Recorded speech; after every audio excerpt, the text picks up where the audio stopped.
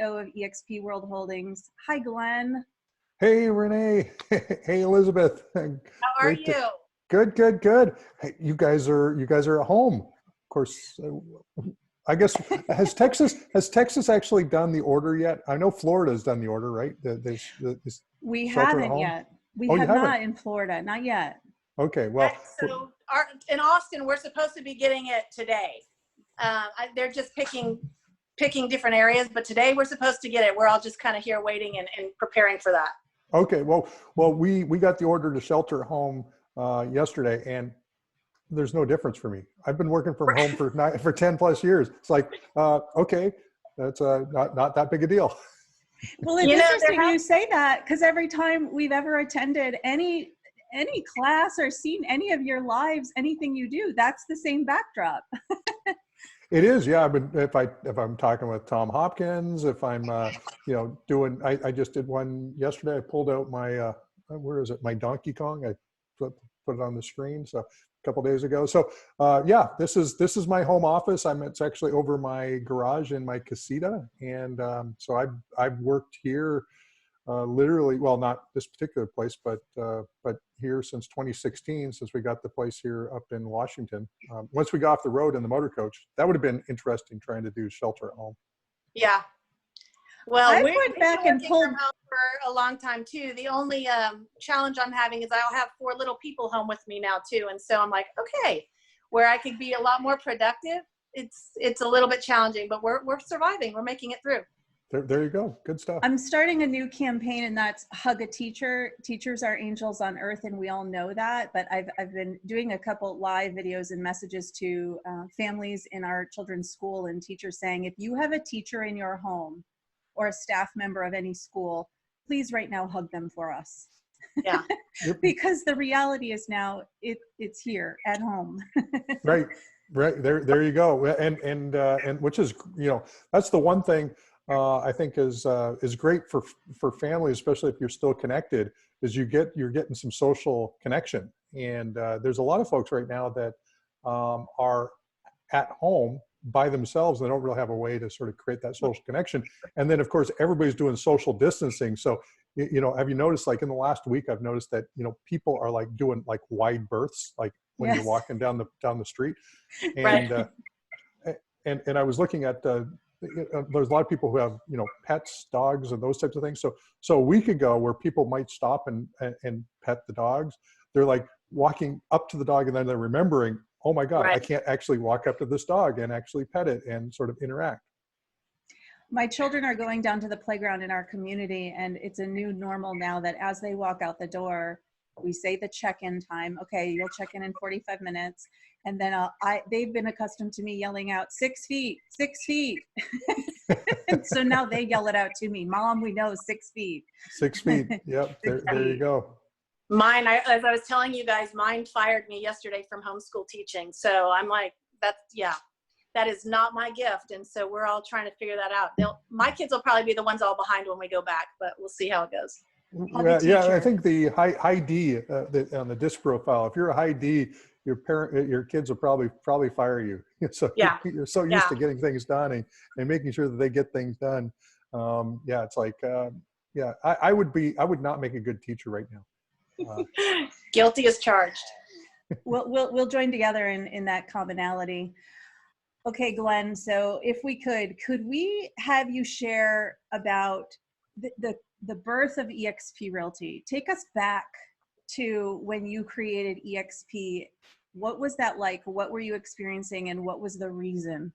Yeah, so I just did an eXp Explained yesterday, and on Facebook you'll see it sort of attached to my personal profile, and I think it's actually on the eXp Realty page. But 2009 we launched eXp Realty, and I think both of you may have been in the business back in 2008, and I was running. I'd run a large team at Keller Williams. I started my own team-based brokerage in 2007. Had a great 2007.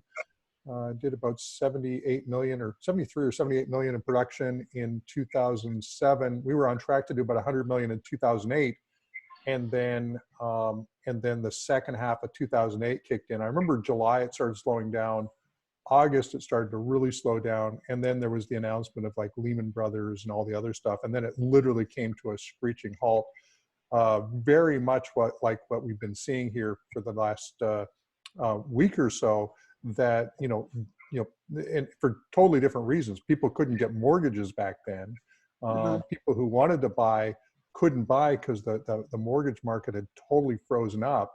And so we went from and of course we had some foreclosures and we had some of that going on, but because the mortgage meltdown, it literally came to this abrupt halt. And by October, we were doing 10% of the sales volume that we had been doing in April.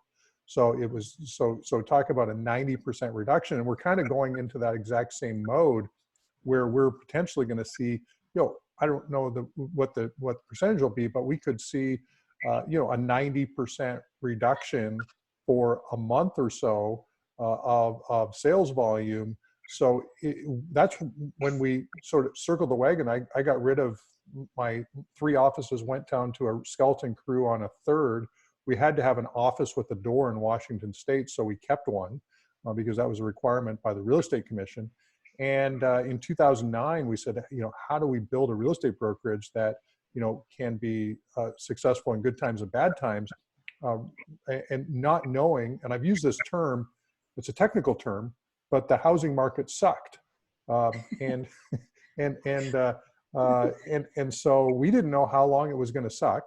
And if the Federal Reserve had not have stepped in, had not had done the quantitative easing, hadn't have bought mortgage-backed securities out the wazoo, hadn't backstopped the economy, this everything would have come to a super screeching halt, and we would have went into effectively the second Great Depression in the United States, and certainly around the world. That would have sort of trickled out.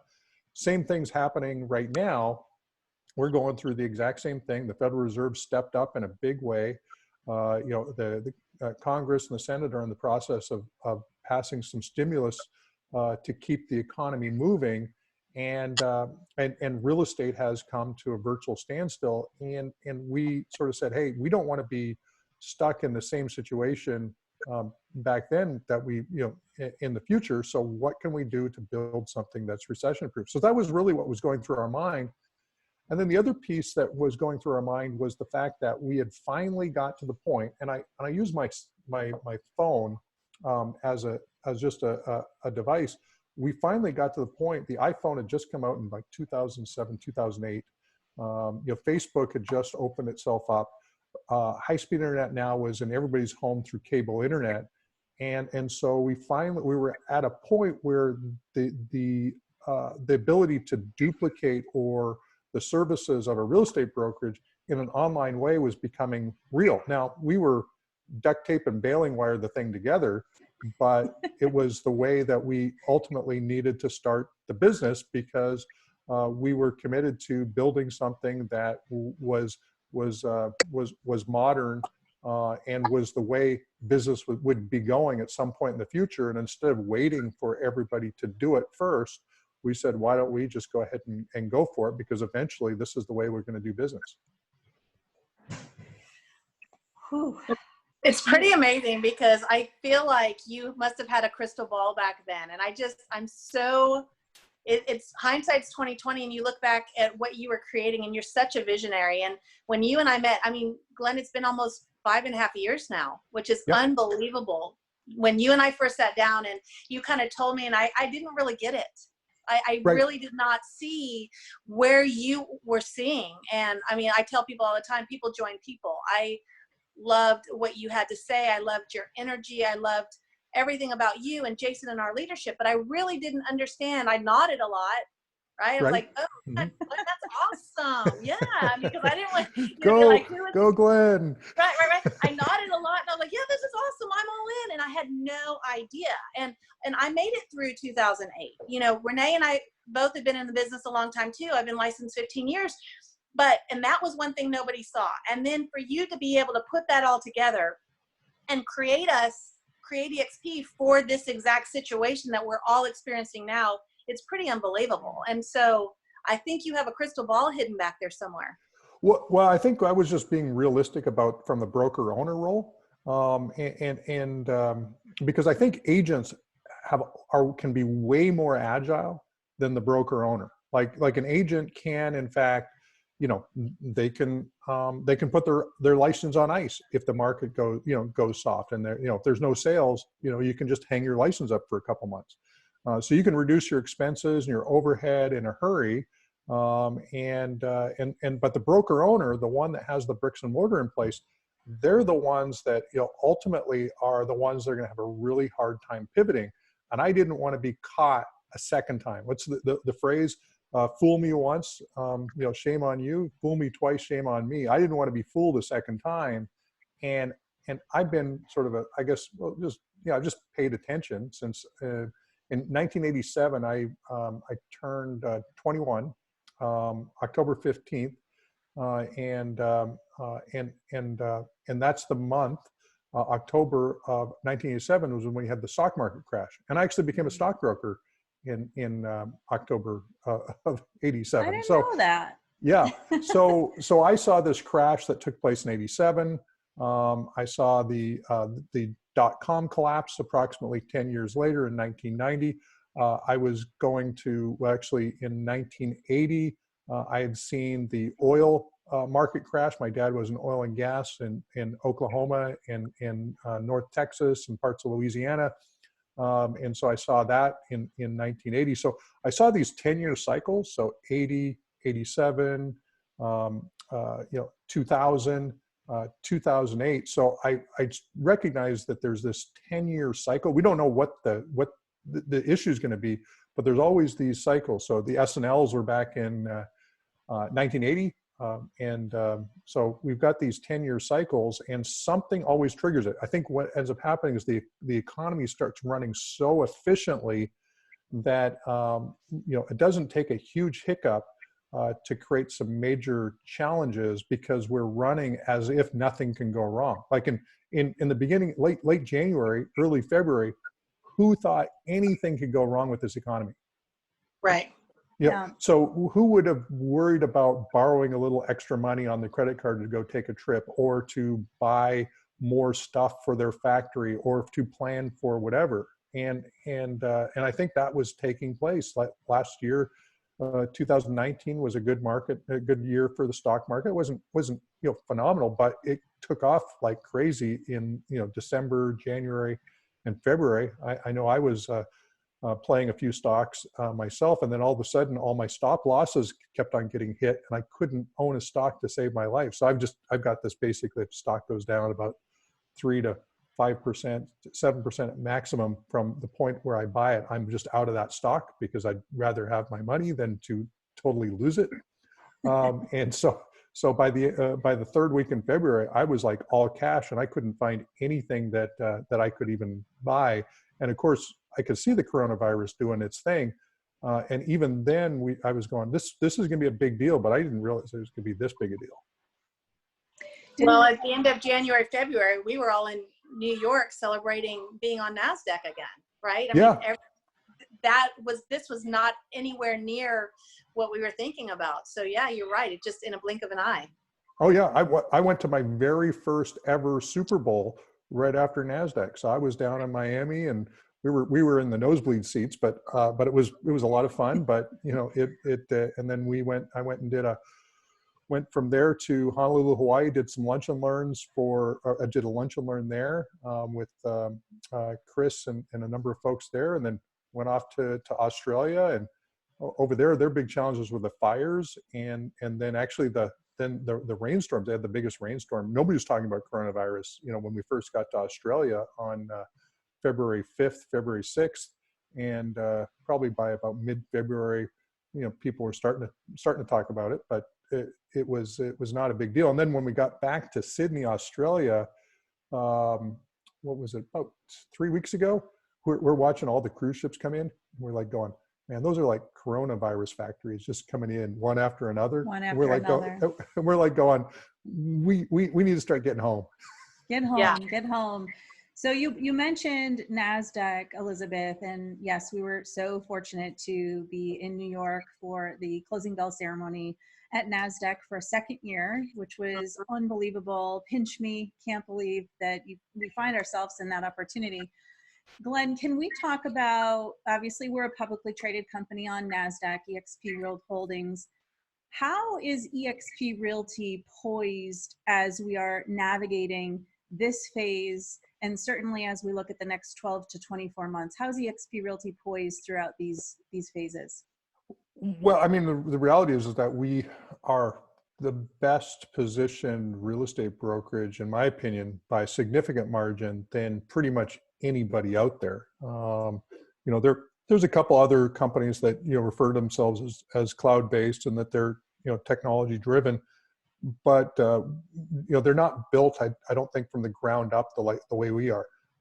And what I mean by that is that almost all of them have a corporate office, a physical space that they're supposed to go to actually run the office. So I know one, you know, they've got their corporate offices in New York City. Well, guess what? You can't go to the office. You know, you're totally locked out. And I'm sure you can figure out other ways to collaborate with your team, but you're going to have to figure out new ways on the fly to do it. And so all these companies, you know, effectively are going to have to come up with new ways on the fly. And then they have to kind of make the secondary decision, which is, once this is done, what's the new normal? And for us, you know, we're still haven't missed a beat. Now, that's not saying that we're not, you know, obviously having to cut back on some salaries. We cut back on some contract employees, some temporary workers, and some other folks. And we might have to, you know, make some pretty good cuts in the short run, just, you know, just because if there's no work, there's no reason to keep people, you know, paid. But you know, we're also positioned to rapidly scale back up as soon as things come back. So we've got kind of a nice place to be. Obviously, we don't want to let people go, but you know, we also need to, you know, run the business, you know, appropriately and help where we can, and those types of things. But we're super well positioned, super well poised for wherever the market goes. So even if we, you know, I don't know what a worst case scenario could be. You know, you read stuff by Rob Hahn and you can, you know, get, you know, scares the bejesus out of you. And then you read other folks and it's like, it's not going to be that big a deal. I think China's already bounced back. Mike Delaprint mentioned that their market has, the real estate market has bounced back quite a bit since they've unlocked the different provinces. So they're actually already seeing, you know, sales coming back to a more normal level. So, you know, different people have different beliefs as to where the market might go, but we can adjust because all of our costs in eXp are almost across the board variable based expenses. We have no fixed expenses that we have to pay no matter what. There's some technology expenses, but they're fairly modest compared to, you know, big bricks and mortar expenses. Elizabeth, you mentioned people join people, and obviously that's something that you and I share very near and dear to our heart. The people here I've fallen in love with, and can't even believe that I'm so blessed to have this type of a network. If I look at the culture to Jeff and I is so important as we're building our team in Orlando. When I think about the brokerages who are now converting on the fly to create this remote accessibility, they will, and I see it happening. I think it's interesting at what a running head start we have at the culture that is not only existent, but nurtured, poured into, loved on, and continually to progress with now 28,000 agents, right? So the culture is, it's almost a tangible thing in our brokerage. I would definitely think it's tangible. I feel more connected at this company, and I've been at EXP. It'll be 5 years in May, which is insane because it is just, it just seems like it was yesterday. And I was in another brokerage 10 years prior to that. Nothing wrong with that brokerage, but it was just a very different model. I feel more connected, and that we have a stronger culture across the nation, and now Canada and UK and Australia, than I ever had in my little office here in Austin, Texas, which is, people say can't be done, but the way we collaborate and we connect. I mean, we've had masterminds on our beach the last couple of days. I feel That's like been it's fun. business yeah, it's been fun. Business as usual. And we're interacting and collaborating with people from Virginia. And I mean, I got on the phone with Andrew from UK, and these are people, my world has been broadened because of this company, and that culture is incredibly valuable and so strong, in my opinion. Yeah, it's pretty amazing. You know, our team, our executive team is totally geographically dispersed. So, you know, I'm up in Washington State, Jason's in Boston, Stacy Onens in Arizona, Dave Knords in Philadelphia, Jeff Whiteside's in New York, upstate, and we've got, you know, 600-700 folks that are all together. And yet it doesn't feel like there's any distance between any of us. We're currently shifting a number of folks over from the eXp Realty side to actually move them over to Virbela. We're able to sort of quickly move people over because we all have relationships. We know everybody. It's one. I've heard the phrase "one team, one dream."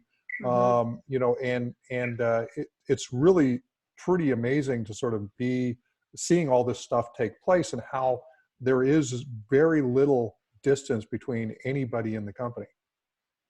You mentioned Virbela, Glenn, so let's talk about Virbela. How is Virbela shifting, especially over the last couple of weeks? I must imagine it's a ton of growth and so much opportunity there for other industries to be able to utilize the platforms we've been utilizing at eXp Realty. It is, yeah. In fact, you know, and anybody watching, you can go onto rubella.com. You can download it. You can actually go, you know, bring your team in there. You can use the open campus, find a private space on the open campus, work with your team as if they're in the same space, and that's free. But we've got so many people right now signing up for team suites, which basically is their own private suite inside of Virbela. We've got a number of people setting up their private campuses. We just did a deal about a week ago with a company called Event Farm, which is one of the larger event companies in the U.S. To actually help host with amazing events. Now they've been obviously leaving all the physical events because they've all been canceled, and they've been moving them into the Virbela campus of their own called the Echo, and it's really cool just to see everything come together. I've been working with them since Monday last week, almost exclusively. So I just moved my focus from the realty side over to the Virbela side to help on you know, on sales, funnel pipelines. We're adding a bot right now to the front page of Virbela to really answer a lot of the quick questions that people might have and get people sort of pointed in the right direction so they can get kind of signed up. But for us, I think even, I don't know if later on this week, there's a large company that this might be screaming to at the moment, where I think their HR group is actually going to talk to me and actually do something live on that same platform. Won't say the name, but we're going to talk specifically about Virbela and how it supports remote teams, organizations, schools. We have schools that are getting classrooms and spaces for doing distance education, so I think that the world is very, very, very bright at Virbela. I love that. One of the things I love most about being an eXp Realty agent and a team leader is the tools and resources that I am then able to cascade out to help better serve agents together with the brokerage. A team leader and a brokerage come together and provide great service to the agents. Agents being top of mind right now, Glenn, what can agents do today to weather this temporary shift or storm and to poise themselves in their business to come out stronger when we do come to the other side? Well, my first basic tip is get your continuing education hours done. Yes. Yeah, you know, Yeah. I don't know a single, I don't know a single agent that doesn't wait till the absolute last minute to get their CE credits done to actually get a license renewal. Right. Guilty. So if you're an active, productive agent, get your CE credits done. I mean, it does, you know, you're gonna have to sit in front of the computer for, you know, your 10, 15, 20 hours. And there's plenty of companies. I think, you know, EXP's got a deal, I think, with the CE shop, but there's plenty of folks that provide online, you know, continuing education hours that qualify you for your license renewal. Get that done so that when you come out, you know, you're going to spend 20, 30 hours doing it anyway. Why not do it when you can't actually go out there and work? The second tip is actually go and organize your darn database. Okay, so how many agents, and of course I'm speaking to me as somebody who has you know, my database is got a lot of junk in it, and so as a result, I don't communicate with my database nearly as effectively as I could. So take the time to actually go through every contact in your database. If you got a tagging system, tag them into the various categories that they fit in, so that when, you know, we come out of this, you're communicating with the right people at the right time with the right message, so that, you know, ultimately you can help them do what they want to do. I think real estate professionals get a bad rap sometimes as being too salesy, when really our job is to help people do what they already intended to do. And we just need to make sure that we're working with those folks that intend to buy, intend to sell, work on, you know, make sure we keep our database up to date so we can be the best service possible. And the third one is, we're all ambassadors of our individual communities. And a lot of times we get so busy in the sales side of real estate that we aren't, we're not connected to our local communities. So you know, if there's not, you know, a private Facebook group for your neighborhood, association, community, you know, a lot of people are going to want to connect. Why not take this time to sort of connect everybody and be sort of the ambassador or the mayor of that community in online, and just pull people together and say, hey, if you, hey, I've got an extra roll of toilet paper if anybody needs any, you know, whatever, you know, or you know, or I'll trade you this for some toilet paper. I don't know, but you know, who knew toilet paper was going to be the commodity in Right. March of 2020? yeah. Who knew? So when we were coming back from Australia, we and I think it was probably the third week of February, we're seeing all the toilet paper shortages that are going on all over the country. And so we actually did go on Amazon and ordered toilet paper. It literally arrived like 2 days before we got home. And then like less than a week later, you can't even find toilet paper on Amazon. It's like the next delivery date's like May 1st. Like, oh my God. So. That is crazy. Someone has it. We all just need to communicate, like you said, be the mayor of your area and make sure you can be the connector of toilet paper. Right. I might the winner. spare 2 rolls for somebody. Just letting you know, if anybody in my neighborhood is seeing this video, if you need a roll of toilet paper, I might have you covered. That is Riley, awesome. do you have enough? You have enough toilet paper, right?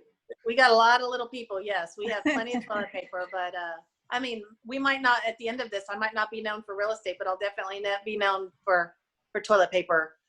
So we're good. Yeah. My neighbors, we've told them all the same thing. We reached out to them all saying, if you need anything, the kids are coloring pictures, toilet paper, sugar, whatever. So, you know.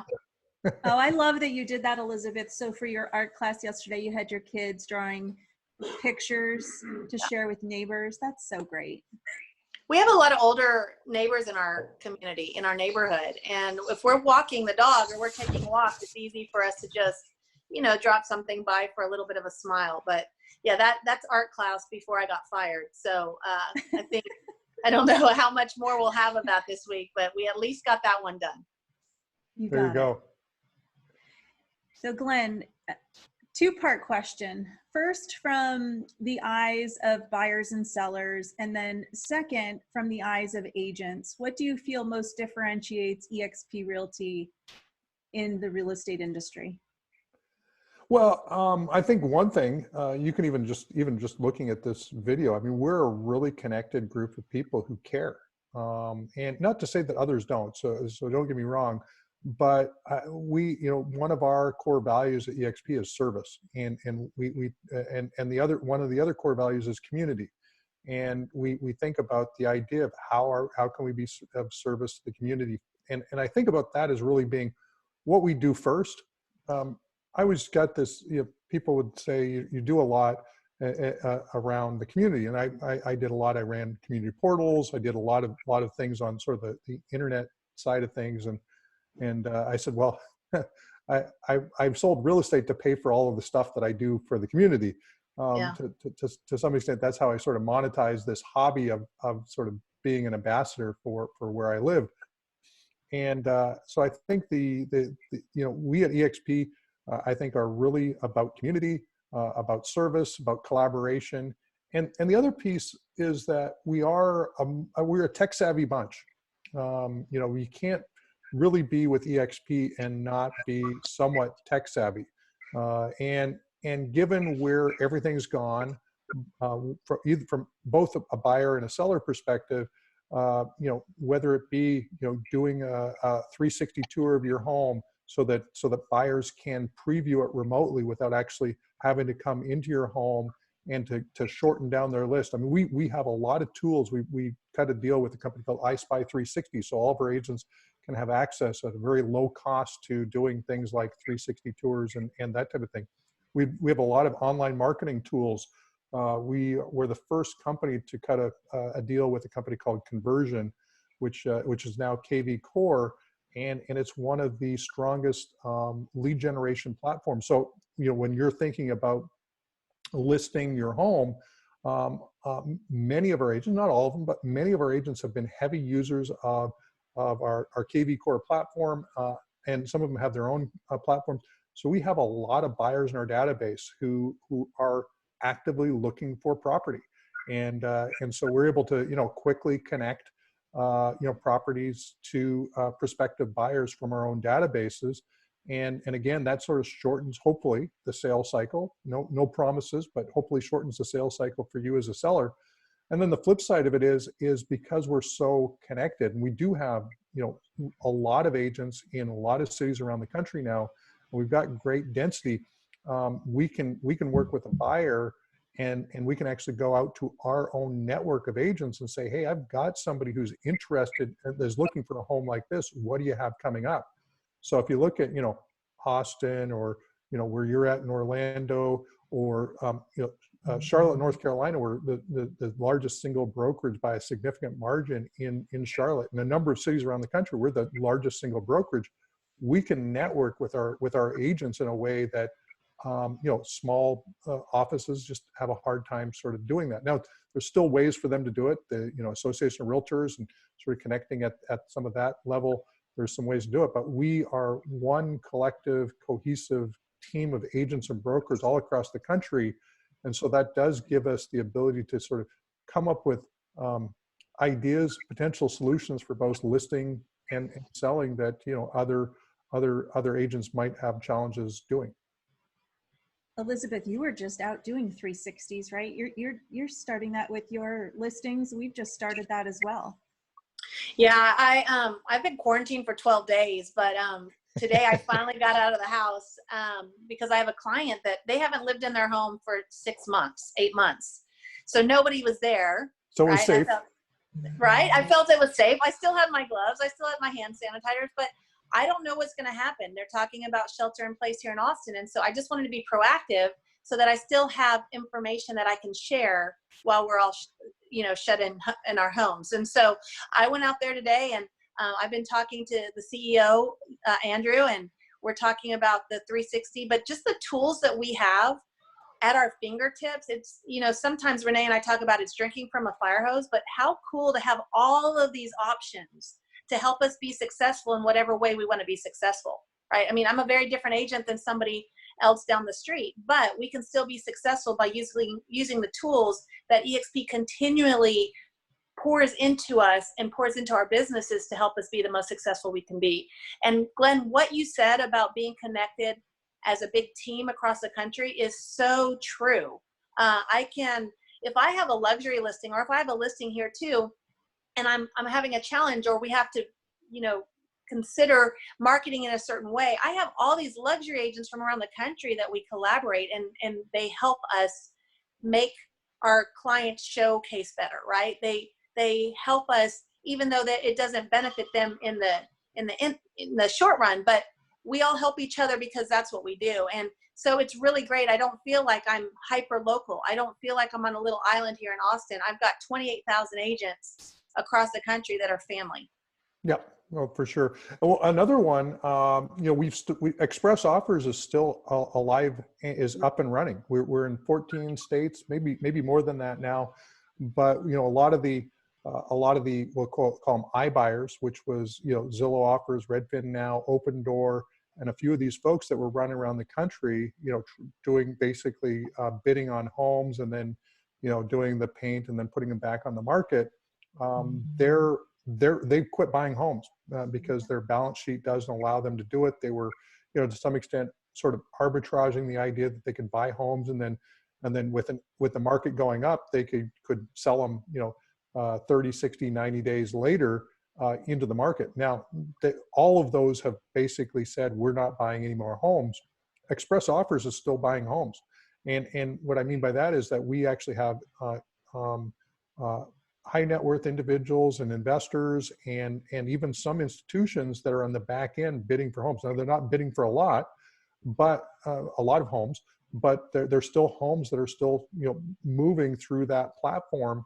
And so that's another platform that we've got in EXP that I think is going to see a lot of upside for both the seller and then, so if they need to sell quickly, and there's a lot of people that they need to generate some cash, some things have been going on, and they can't wait for a longer sales cycle, which is going to happen in the next next 60, 90, 120, maybe 6 months to a year. They can still put their property into the Express Offers platform, potentially get a bid on their home and get it sold quickly to an investor, and not have to wait for the longer sales cycle, which is sure to happen for the next bit while we're still working our way out. Also, not have to be concerned about others entering the home. We have Express Offers in Orlando. Elizabeth, you have it in Austin, right? Mm-hmm.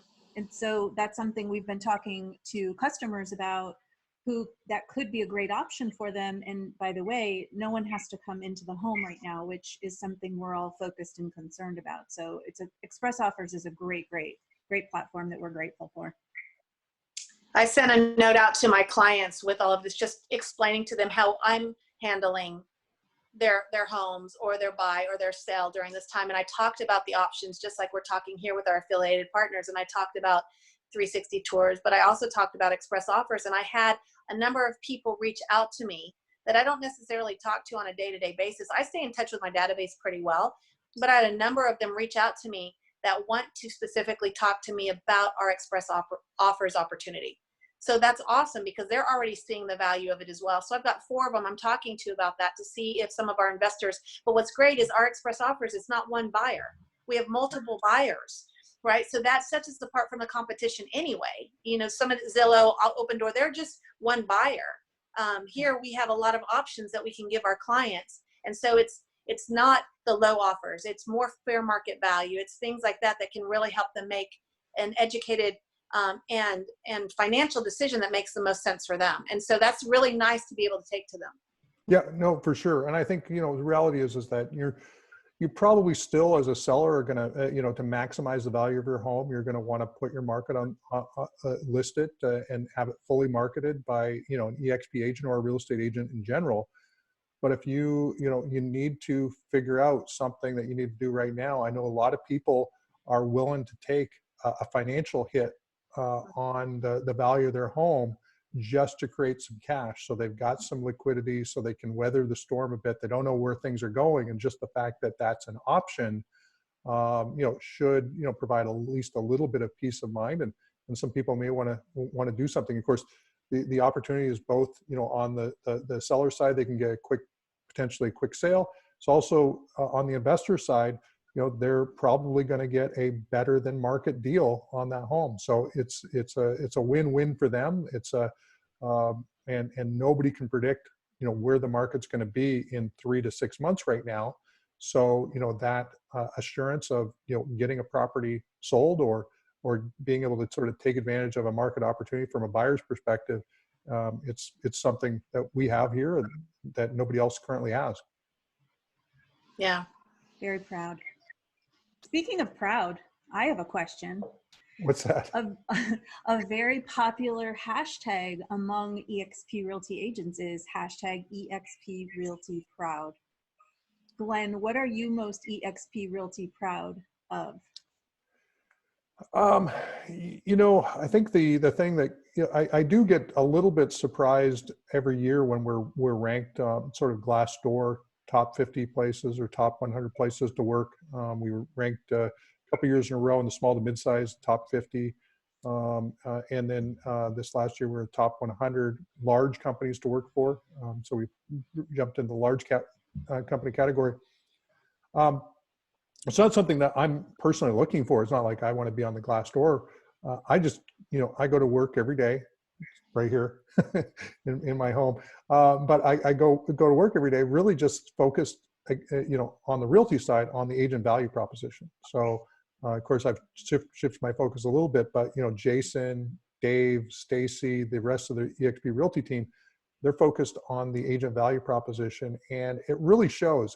And having kind of that clear understanding of who do we serve and how do we make decisions, whether it be a staff, executive member, or other agents, I think it really creates some great alignment. And one of the reasons why we keep on sort of getting those accolades, even though obviously we built this without the bricks and mortar component, we've always thought about this as being a purpose-driven company, not a profit-driven company. Now, that doesn't mean that we're not focused on being sustainable and generating a reasonable amount of profit, but it's not about profit first. It's about purpose first, and I think that comes through. And I think with that also ultimately means that we have a more profitable company. So, putting purpose over profit actually creates is more profitable than putting profit over purpose. And a lot of companies do right now, unfortunately, and have been, put profit over purpose. And you hear the conversations, and even a lot of people who've joined our team over the years, they came in with a profit over purpose mentality, and we had to shift them to purpose over profit. And once they get it, and it's playing the long game. When you play the long game, you're not playing for what you can put in your pocket this week or next month or next year. It's about building something that's a legacy that we can sort of pass on to others to take on and to continue to steward long after we're done doing whatever it is that we're doing. And that for me is way more important than trying to figure out how to maximize next quarter, next 6 months, next year. Though we have to figure out, how do we make sure we trim expenses so there is a next quarter, next 6 months, next year. But it's not our main driver. Am I the only one that just got goosebumps? No, not at all. In fact, I wanted to just, on that, this is what I'm talking about. When I first sat down with Glenn Sanford 4.5 years, almost 5.5 years ago now, this is why I say people join people, for that exact reason. Glenn, when you talk about purpose over profit, it's true to who you are. You're one of the most humble people I have ever met. You are really focused on, you're agent obsessed. You talk about that all the time, how our company is agent obsessed. And you have an agent, you're agent first and foremost. You're a real estate agent, and that's where you came from. And so you have that agent heart and that servant heart. And that's why I'm so eXp Realty proud. I'm so proud to be a part of this company. And it doesn't feel like work to me. It feels like I'm coming to family, and I'm seeing family every single day. And so I want to thank you for that. I want to thank you and our leadership who stands up on our stage every Friday morning at our leadership meeting. We had like 600 or 700 people in there last Friday, which was crazy. That was so awesome. But you all stand up there on this stage and you say, we are here to serve you. What can we do to make this better for you? What can we do to help you serve your clients at a higher level? And to me, that's just a game changer. Nobody asks those questions. And I remember when you first started asking me all those at the very beginning, and I was like, no, nobody ever asks those questions. And I had to shift my mindset. So I just want to thank you for creating this company, and thank you for allowing us to be a part of the story and the journey. It's just, there's no words. Awesome. No, well, thank you as well. I mean, it's a labor of love. It's something I enjoy, I enjoy doing because we're doing it for the right reasons.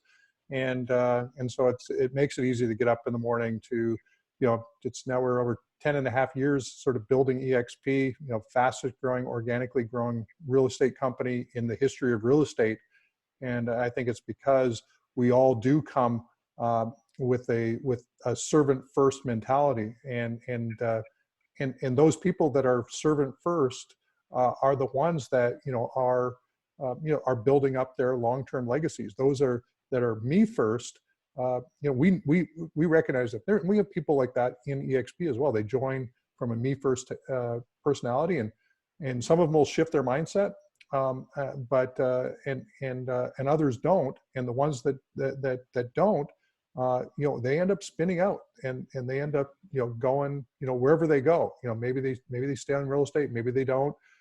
Maybe they go to another company, maybe they don't. But they end up really struggling. Whereas if you do pay it forward, givers gain, all of those things, they're real tangible elements of the EXP culture. So grateful for being with EXP. So grateful for building this community. I'm so connected and just so grateful. That's all I can say. I would have never met and had this level of relationships that I'm proud to call family now. And I agree, it makes work fun, and it is very fulfilling. So thank you so much, Glenn. Awesome. Well, thanks as well. It's been and it's great getting on here and chatting with you guys. I know we were going to do an Icon Mastermind. I think it was in June. I assume that got put off. Yeah, so just like many events, our Nashville Icon Mastermind is postponed, but we're actually, Tina Terranova and Elizabeth and I have an upcoming mastermind, the three of us, to get it all in the cloud. So we're going to do immediate fixes. We're going to do the Icon Mastermind in the cloud, and then we'll still be coming to Nashville, but at a date later. Awesome. We figure if we can bring shareholders back to the cloud, we can certainly bring the Icon Mastermind into the cloud. So. Oh yeah, we're beefing up the infrastructure right as we speak, so we can support thousands of people in world or through some sort of streaming from world to other places. So this is gonna be a big event. That's coming up, and I don't know if we picked a formal date for it because obviously everything's been in flux the last couple of weeks. So I'm not sure if it's going to happen exactly that week, but we're going to have our shareholder event, which we've done the last number of years. Since I think 2015 was our first shareholder event in real life in Tempe, Arizona. And so really excited to kind of do it in world. A lot of love the in real life events. The in real life events have been phenomenal since we've started. We've done those since 2014, I think was our first one where we brought everybody together from around the country. And it's amazing how much family we are when we get together because we're so engaged online, on campus, in workplace, on Facebook, on Zoom, all of these different mediums to create connection. So that, ultimately when we get together, it's like, even if we've never met in person, it's like we're just continuing a conversation we've had for, a long time. That cascades down from leadership, Glenn, and it starts with you. Thank you. Oh, thank you. Well, thank you so much for everything you do for us. If there is anything, and I know I speak for Renee on this as well, if there's anything, I think you know this, that we can do for you and continue your vision and continue paying it forward, just reach out because we are happy to do anything that's helpful for you and for the company. Oh, for sure. Absolutely. Thank you very much as well. One little plug, and this is kind of for the real estate industry in general. we do have the Rubella Open Campus. If your real estate office team or what have you needs a place to remote work for a period of time, jump in the Open Campus. You can certainly have ad hoc meetings in various places on the Rubella Open Campus, but we also have a team suite. We've got a lot of real estate offices and teams and companies that have actually got team suites in the Rubella Open Campus. To continue to sort of stay engaged while we're sort of dealing with this challenge where a lot of people can't get together in real life.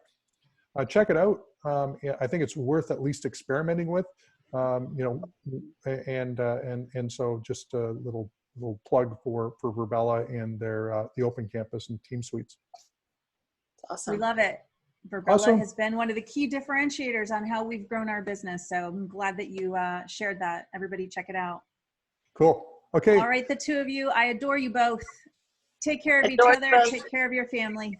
Okay, you too. Okay. Bye, Glenn. Thank you so much. Thank you. Thank you. Bye-bye.